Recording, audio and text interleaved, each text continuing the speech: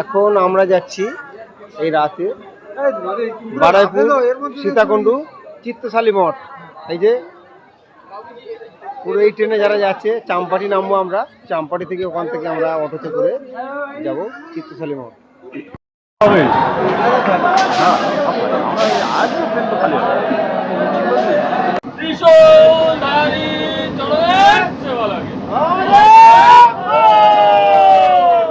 আজ 26শে চৈত্র, আমরা